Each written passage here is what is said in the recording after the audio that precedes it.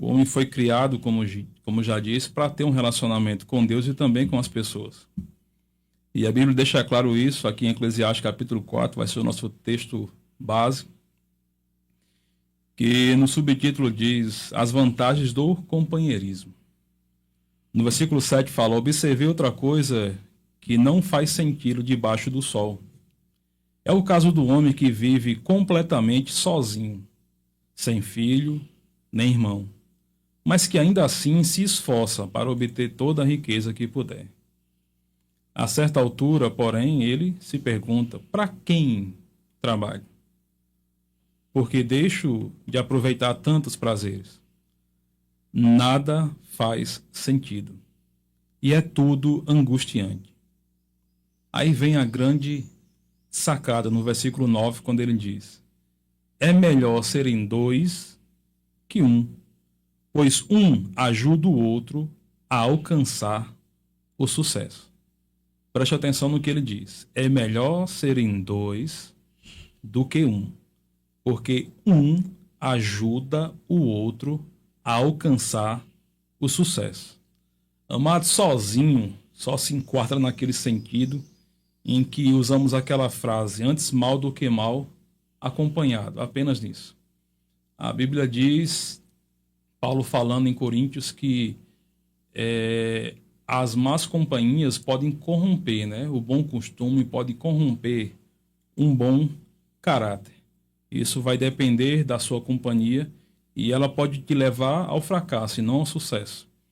Mas essa não é a regra, pois no plano de Deus, amados, nós entendemos que dois é melhor do que um. Daí Salomão destaca as vantagens de serem dois. No versículo 10 diz: se um cair, o outro o ajuda a levantar-se. Mas quem cai sem ter quem o ajude está em sérios apuros. Da mesma forma, duas pessoas que se deitam juntas aquecem uma a outra. Mas como fazer para se aquecer sozinho? A pessoa corre o risco de ser atacada e vencida. Mas duas pessoas juntas podem se defender melhor. Se houver três, melhor ainda, pois uma corda traçada com 3 fios não se arrebenta facilmente. Ou seja, se 2 já é capaz de muita coisa, melhor ainda será 3. Há 5 pontos que eu gostaria de destacar dessa passagem, e a primeira delas é a parceria. Se você ler o versículo 9 de Eclesiastes, diz: é melhor serem 2 do que um. Por quê? Pois um vai ajudar o outro a alcançar o sucesso. Na parceria do casamento vai existir sim a duplicidade, vai existir sim a parceria nas conquistas. Nada nessa terra nós podemos fazer sozinho. Deus deixa claro para nós que um não alcança o sucesso. 2, um ajuda o outro a alcançar o sucesso. E 3, será melhor ainda. Se você ler lá em Gênesis capítulo 2, 18, já citei, o Senhor disse então que não é bom que o homem esteja sozinho. Em outras palavras, não é bom que o homem fique só, porque sozinho ele não pode conquistar coisa alguma. Ele disse: farei alguém que o ajude e o complete. Graças a Deus por isso, amados. Nós fomos agraciados por Deus por sermos criados por Ele, mas nós não fomos criados só. Quando Ele olhou para o homem, Ele disse: não é bom que o homem esteja só. Eu vou fazer alguém que de fato o ajude e o complete. Por isso que Eclesiastes fala: 2, um ajuda o outro a alcançar o sucesso. Amados, o casamento é uma parceria contínua mesmo, desde a criação, a procriação, na verdade, o cuidado com os filhos, desde a provisão, a educação dos filhos, até mesmo nos ganhos materiais e financeiros. Marido e mulher, amados, devem caminhar como parceiros mesmo e ajudando, né? Um ajudando o outro. A Bíblia diz que a parceria, ela multiplica. É interessante que na passagem de Deuteronômio 32, 30, fala que como poderia, na conta de Deus, como poderia um só perseguir 1000? Mas como poderia 2 fazer fugir 10.000. Ou seja, na conta do Senhor há sempre a multiplicação. Um coloca 1.000 para correr, mas dois já coloca 10.000 para correr. E essa parceria, amados, ela é também nas conquistas, tanto materiais como nas conquistas espirituais também.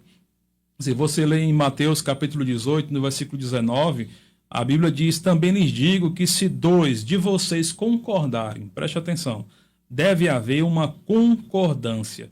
Deus ele não vai atender as orações onde há discordância. Ele opera a bênção na unidade, é na concordância. E ele diz: também lhes digo que se dois de vocês concordarem aqui na terra a respeito de qualquer coisa que pedirem, meu Pai no céu os atenderá. Existe uma passagem em Salmos 133 que fala: onde há unidade, o Senhor, de fato, ele vai operar a bênção. Então, é interessante que o casal eles sejam parceiros que possam caminhar juntos, que possam concordar juntos. Essa é a coisa, amados, que vai acontecer em um casamento, em um relacionamento, em que serão coisas que podem ser discutidas. Não discutidas no sentido de uma discussão severa, mas no sentido de: será que isso está correto? Será que você tem razão? Será que você não? Então vamos conversar, vamos dialogar aqui para saber o que devemos fazer. Porque na vida vai ter coisas que nós poderemos não concordar um com o outro, mas podemos conversar para entrarmos no consenso. Mas a Bíblia diz que é importante que nós concordemos um com o outro quando houver um assunto de suma importância.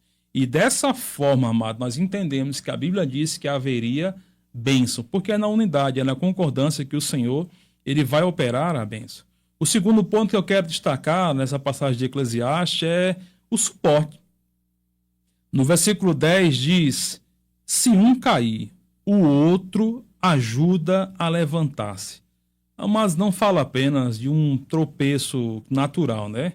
Nós não somos perfeitos, nós entendemos isso, estamos caminhando, buscando a perfeição, mas pode haver alguma ocasião em que nós podemos cair, de fato, vacilar em alguma coisa. E quando isso acontecer, amados, é necessário a ajuda e não o julgamento do companheiro. Isso é claro que pode haver algumas exceções, mas o perdão, a ajuda, seria o melhor caminho. Em Efésios capítulo 4, versículo 2, diz: sejam sempre humildes, tolerando pacientemente uns aos outros. Eu gosto da versão que fala: sejam sempre humildes e amáveis, suportando-vos uns aos outros em amor. Eu entendo que nesse sentido do suporte, nessa passagem de Efésios, fala com relação de tolerância mesmo, de você suportar, de você tolerar a outra pessoa. Mas eu gosto também de enfatizar que nós podemos ser um suporte para a outra pessoa.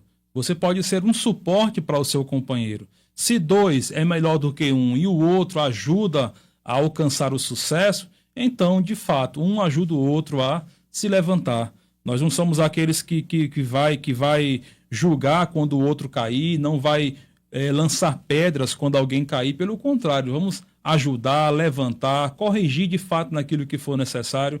Mas é muito importante, amado, nesse segundo ponto. Se um cair, o outro ajuda a levantar-se. Nós temos o suporte para o nosso companheiro. Eu sei o suporte para minha esposa e ela ser o suporte para mim também. Que juntos nós podemos alcançar o sucesso. Isso não sou eu que estou dizendo.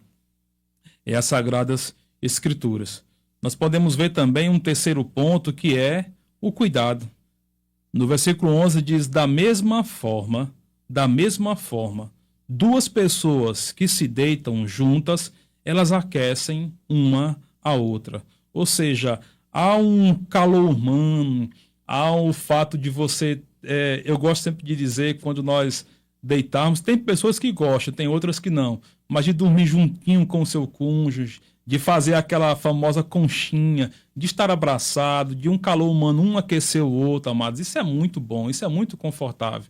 Há um estudo que diz que para você dormir melhor, antes de dormir, você dá um abraço na sua esposa, deitado com ela na cama. Vocês podem dormir abraçados ou não. Há quem goste de fazer isso e há quem não goste. Cada um vai ter a sua posição naquele lugar. Mas o mais interessante é que ele fala sobre um cuidado. Da mesma forma, duas pessoas que se deitam juntas, elas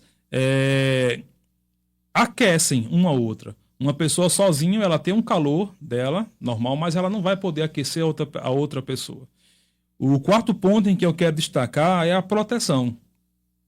Versículo 12 diz: sozinha a pessoa corre o risco de ser atacada e vencida. Mas duas pessoas juntas, preste atenção, duas pessoas juntas, elas podem se defender melhor. Amados, quando as batalhas elas surgem, o casal ele deve aprender a se unir e resistir, isso em união. Há muitos tipos de lutas e inimigos que tentam prevalecer, né, contra nós. E todos eles, muitas das vezes, têm um fundo mesmo espiritual. A estratégia do inimigo, muitas das vezes, é dividir mesmo e conquistar. Nós vemos, muitas das vezes, nas mídias, que algumas pessoas dizem que o casamento é uma instituição falida. Não, o casamento, amados, não é uma instituição falida. Ela é uma criação de Deus, é uma criação divina. E aqui em Efésios 6, capítulo 11, diz o seguinte, eu quero que você abram comigo a sua Bíblia. Revesti-vos de toda a armadura de Deus, para poderes ficar firme contra as ciladas do diabo.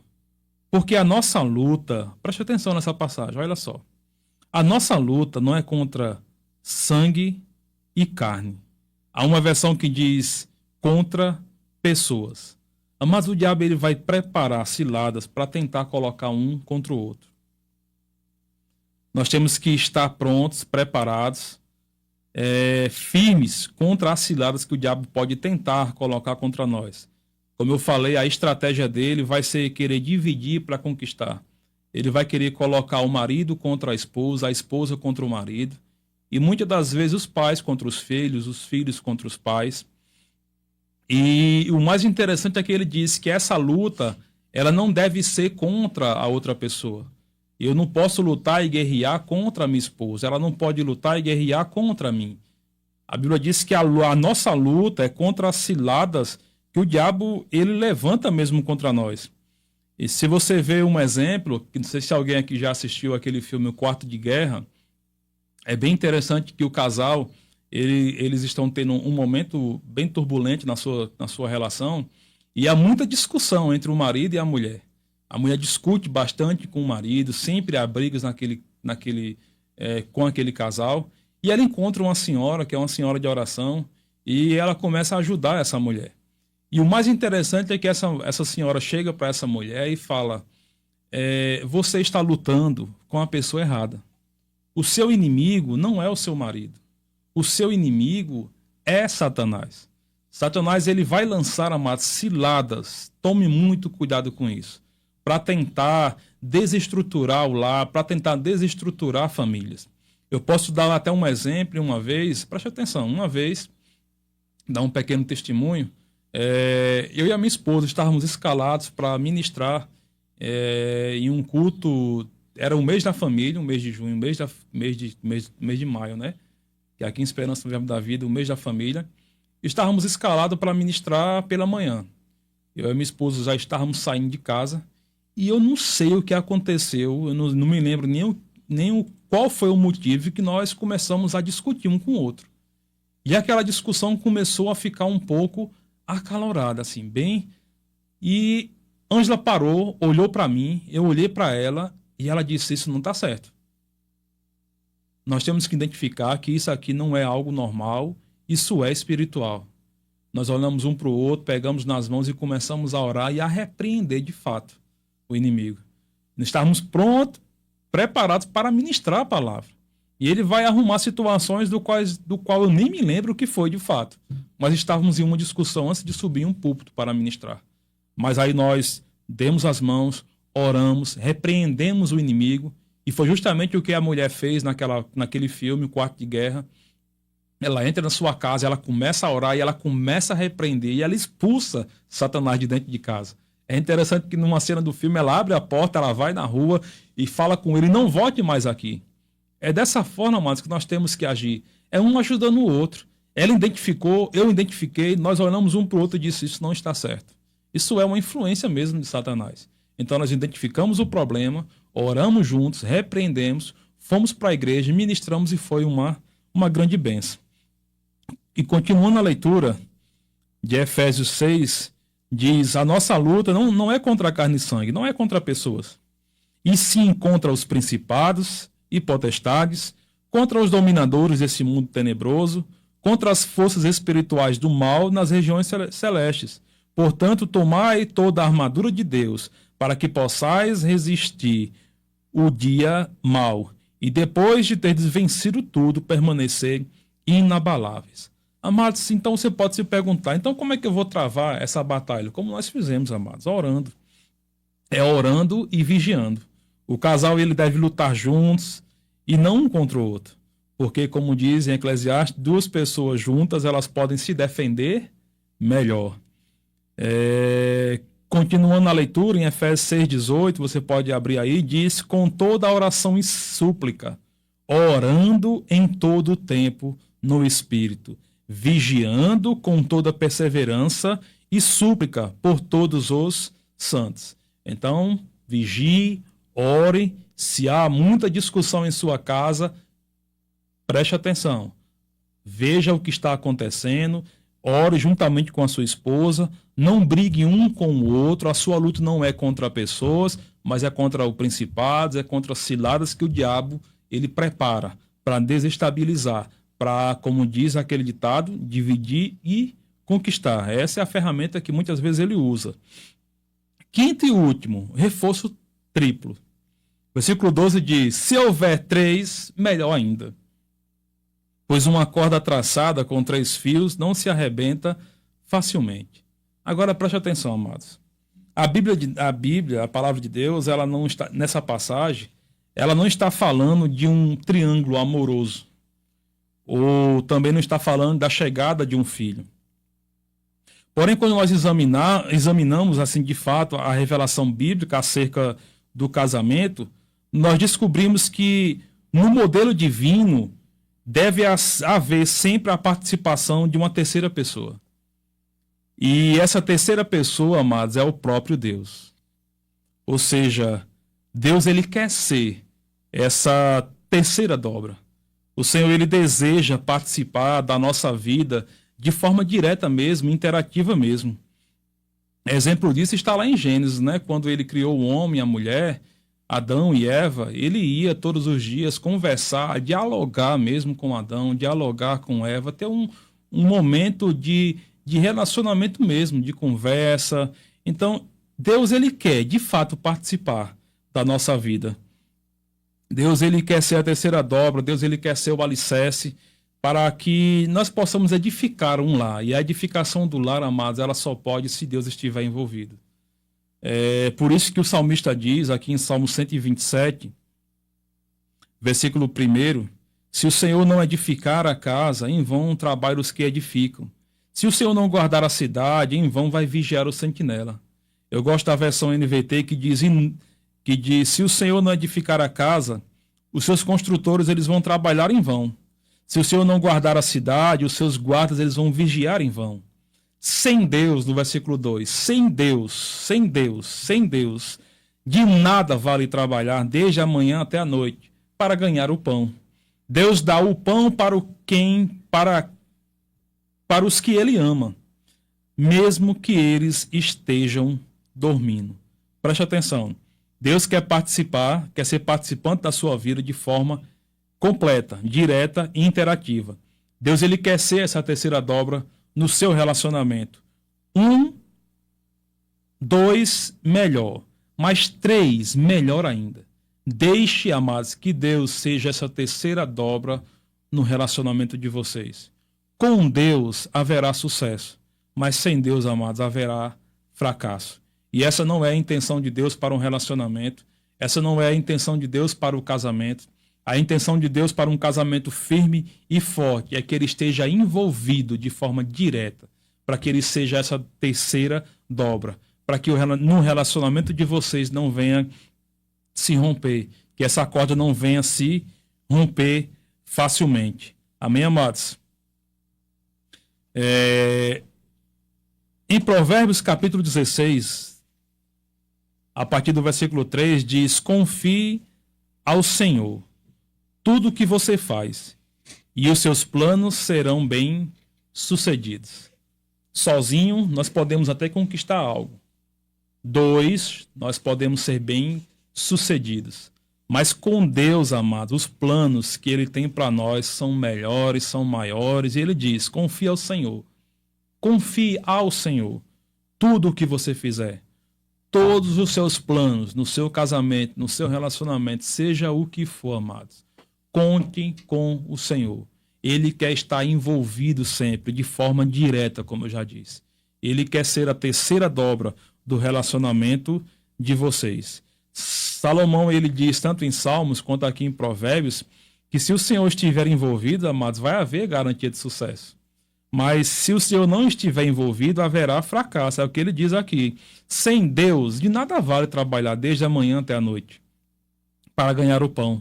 Deus dá o pão para aqueles que Ele ama, mesmo que eles estejam dormindo.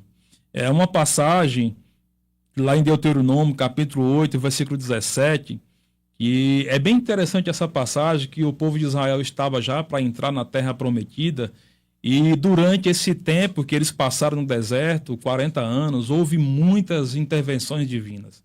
Deus, ele ajudou bastante aquele povo, fez o povo prosperar, cuidou do povo com o alimento, com o maná, com as codornas, colocou a nuvem para guiá-los de dia, a de fogo à noite. Então, as roupas, elas cresciam. Então, quando eles estavam para chegar na Terra Prometida, havia uma promessa de que eles seriam bem-sucedidos. E é interessante que Deus, ele diz o seguinte, no versículo 17, fez tudo isso para que vocês, toda a questão daquele, ele foi resumindo tudo aquilo que ele tinha feito, até que chegasse à Terra Prometida.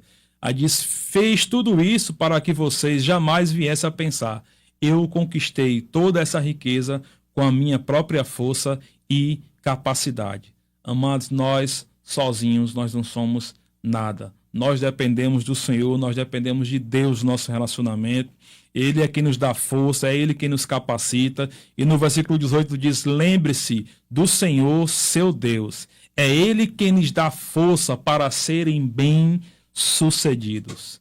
Para serem bem-sucedidos. Eu volto a dizer, a terceira dobra é o Senhor em nossas vidas. A terceira dobra é Deus no nosso relacionamento. É melhor dois do que um, mas é muito melhor três, que é Deus envolvido no nosso relacionamento de forma direta. A Bíblia diz que Ele nos dá força e nós seremos bem-sucedidos. E é interessante saber também, amados, que uma boa casa, ela, às vezes, ela não é um sinônimo de sucesso. Como eu disse, se Deus não estiver envolvido. Agora, um lar, só existe um lar quando Deus, de fato, ele está envolvido. Porque se Deus não está envolvido, amado, será apenas uma casa. Mas um lar, alicerçado no Senhor, alicerçado em Deus, sendo a terceira dobra, amado, nós entendemos que haverá sucesso. Haverá um lugar em que você possa ser companheiro, em um lugar onde você possa estar unido, estar avivado, animado, você pode prosperar em tudo. Então, amados, coloque Deus como a terceira dobra no relacionamento de vocês. Amém, amados? Deus como a terceira dobra, amados, Ele também quer ser a nossa referência em comportamento. Olhando para Jesus, amados, nós vemos que o exemplo perfeito a ser seguido, né? Em Hebreus capítulo 1, versículo 3, diz, cada vez que nós agimos parecido com Deus, amados, o Filho diz, no versículo 3 diz, o Filho irradia a glória de Deus, expressa de forma exata quem Deus é. Preste atenção. Quando nós agimos parecido com Deus, nós vamos agir parecidos com o nosso semelhante. Como marido, como esposa, como filhos, como família, estando unidos e próximos. Se você teve a oportunidade de ler um livro de Luciano Subirá, há uma figura que é bem interessante. Ele coloca um triângulo, e nesse triângulo ele coloca nas pontas de baixo o marido, coloca a mulher, e na ponta de cima ele coloca Deus. E ele diz o seguinte, Deus, quanto mais longe o casal ele está de Deus, mais longe eles estão um do outro. Mas Quando nesse triângulo, nas pontas de baixo, o marido e a mulher eles vão andando, se aproximando de Deus, quanto mais próximo o casal está de Deus, mais próximo eles estarão um do outro. E isso fará, amados, com que nós sejamos bons pais, mãe, um bom filho. Amém, amados? Isso é muito importante. E a Bíblia nos ensina a respeito disso, como nos comportarmos como marido, como nos comportarmos como as mulheres se comportarem como esposo, o marido se comportarem, o homem se comportar como bons maridos, os filhos se comportarem de fato como filho.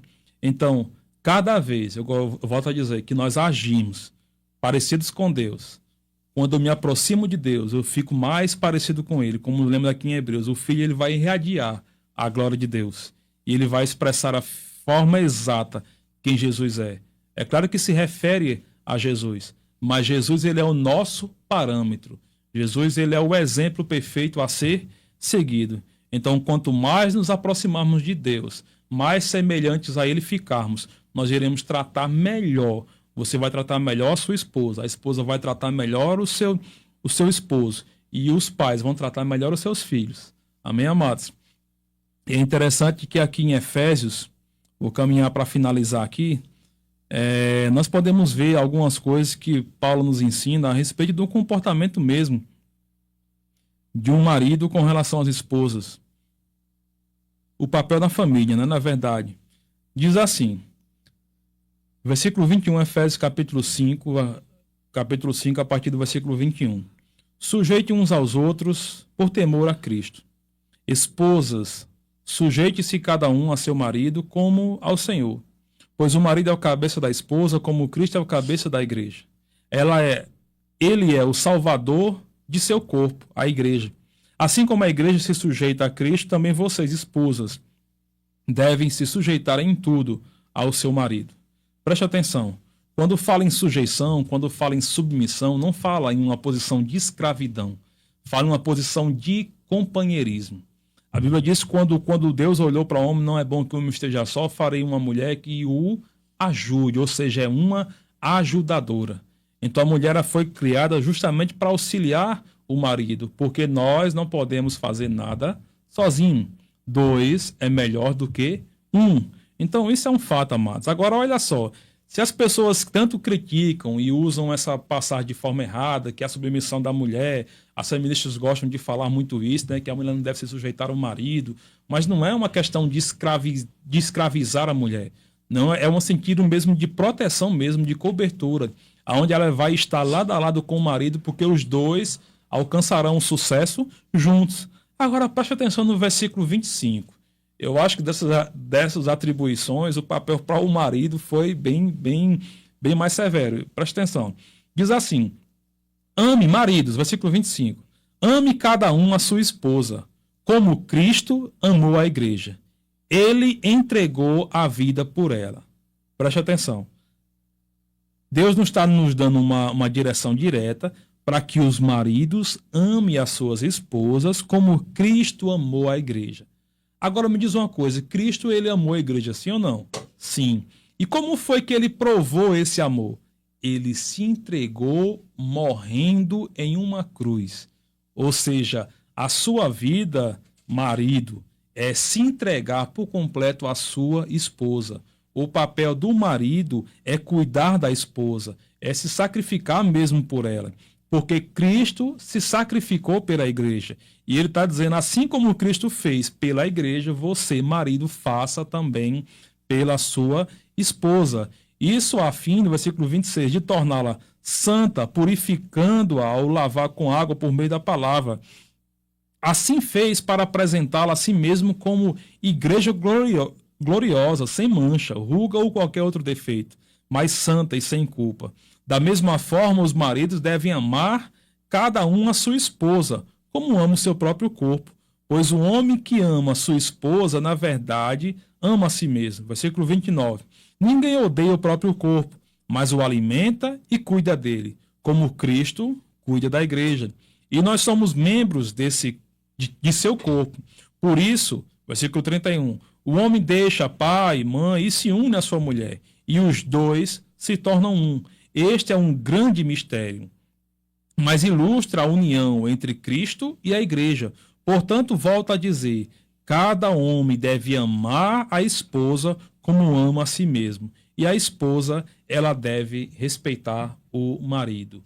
Quando há, amados, esse entendimento da esposa sujeitar o marido com respeito, respeitando ele, quando há o entendimento do marido amar a esposa, se sacrificando mesmo, dando a vida por ela, amados, a Bíblia diz que haverá sucesso. Mas o sucesso ainda se torna maior quando nós colocamos Deus no centro desse relacionamento. Mas não para por aí. Tem também a instrução que Paulo nos ensina, Deus instrui também aos filhos. No capítulo 6, versículo 1, diz: Filhos, obedeçam a seus pais no Senhor, porque isso é o certo a fazer. Honre seu pai e sua mãe. Esse é o primeiro mandamento com promessa. Se honrar pai e mãe, tudo lhe será bem e terá vida longa sobre a terra.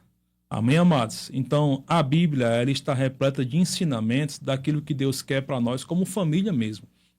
Deus ele estabeleceu a família, criou o homem, criou a mulher, criou um relacionamento, criou para que eles pudessem estar juntos, criou para que eles pudessem procriar mesmo, para ter filhos.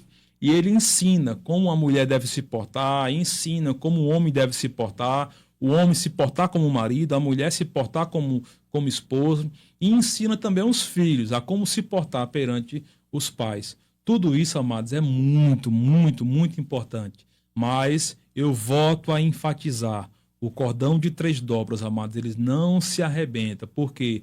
Porque a terceira dobra é o Senhor em nossas vidas. Então, deixe com que Deus seja de forma direta envolvido no relacionamento de vocês, para que você possa construir o seu lar baseado em princípios mesmo bíblicos, daquilo que ele ensina, princípios familiar mesmo. Hoje o diabo ele está distorcendo essa questão de família. Ele cria uma estrutura familiar, onde diz que família não é mais o homem, a mulher e os filhos, diz que pode ser qualquer coisa, qualquer pessoa, mas não, mas existe uma estrutura, um princípio que Deus estabeleceu. É o homem, é a mulher, ambos juntos, casados, procriando, tendo filhos e vivendo de forma digna para o Senhor. Amém? Então, que essa palavra tenha alcançado o coração de vocês, que Deus ele possa estar de fato no centro do relacionamento de vocês. É isso que eu oro mesmo, amados. Para que vocês sejam supridos em tudo. Lembre-se, coloque Deus como a terceira dobra, para que não venha se arrebentar. Sejam abençoados na prática da palavra e o nome de Jesus.